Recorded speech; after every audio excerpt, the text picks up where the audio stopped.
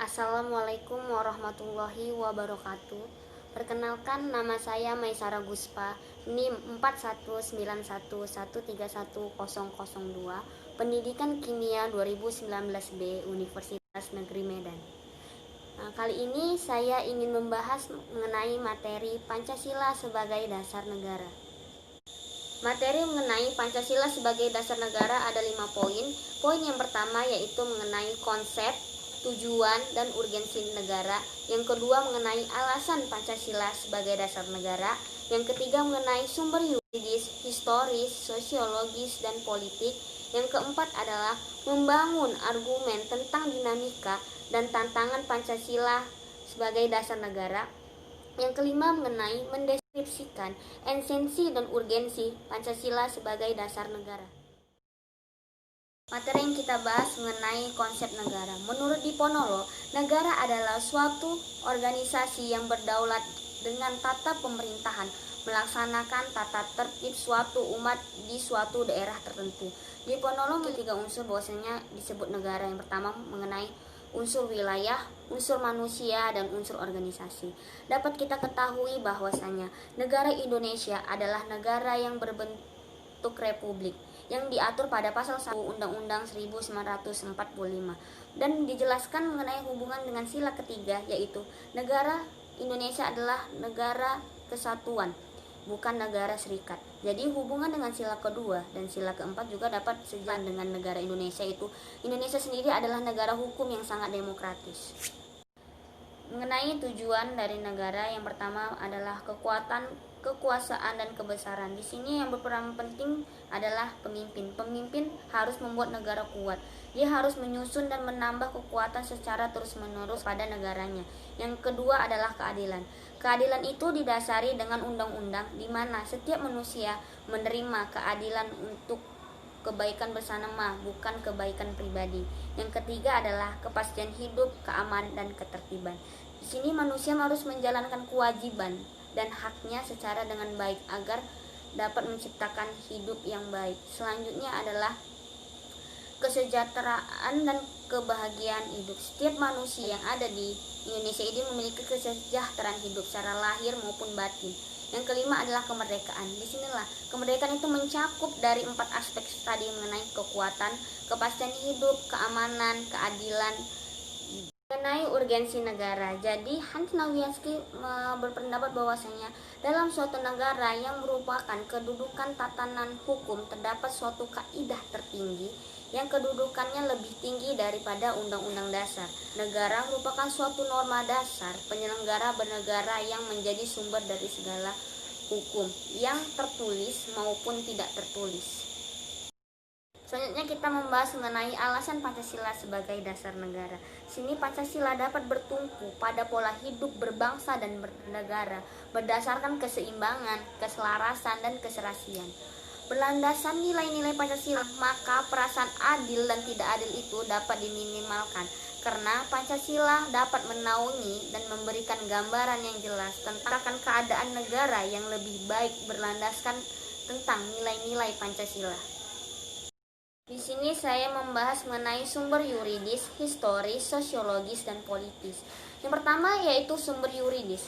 Sumber yuridis sendiri adalah Pancasila sebagai sumber dari segala sumber hukum negara sesuai dengan pembukaan Undang-Undang Dasar 1945. Jadi, peraturan perundang-undangan tidak boleh bertentangan dengan nilai-nilai yang terkandung dalam Pancasila.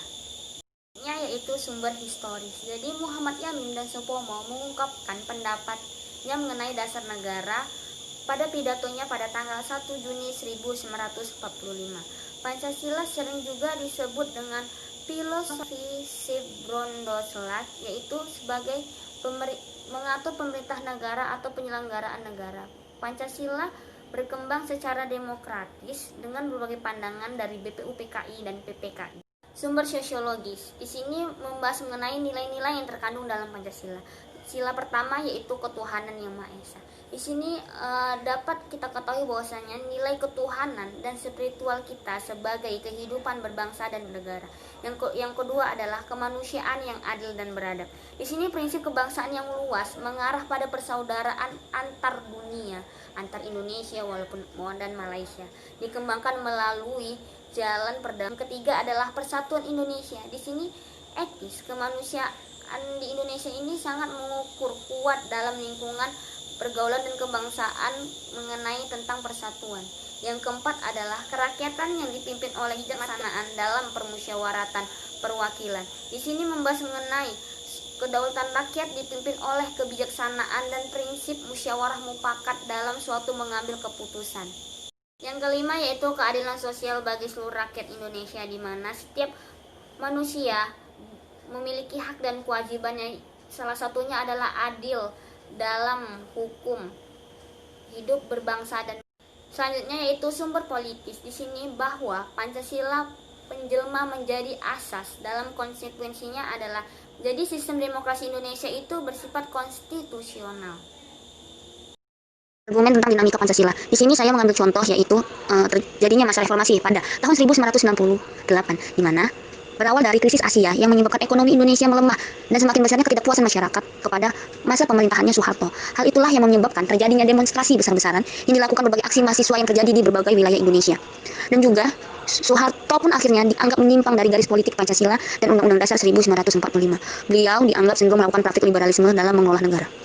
Dan akhirnya Presiden Soeharto menyatakan berhenti dari jabatan presidennya.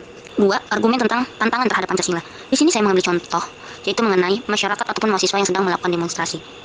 Jadi pada saat demonstrasi tersebut mereka tidak bisa mengontrol diri mereka masing-masing, yang dapat menyebabkan mereka mempunyai sikap anarkisme, yang dimana sikap tersebut dapat membahayakan diri mereka sendiri dan orang lain di sekitar mereka. Mereka bisa saja merusak fasilitas yang ada di sekitar tersebut, merusak fasilitas negara maupun fasilitas masyarakat yang ada di lingkungan tersebut. Di sini sangat tidak mengikuti mengenai tuntutan nilai dan norma. Materi selanjutnya yaitu esensi dan urgensi Pancasila sebagai dasar negara. Yang kita bahas pertama mengenai esensi Pancasila sebagai dasar negara. Dapat kita ketahui bahwasanya Pancasila adalah substansi esensial yang mendapatkan kedudukan formal yuridis dalam pembukaan Undang-Undang Dasar Negara Republik Indonesia tahun 1945.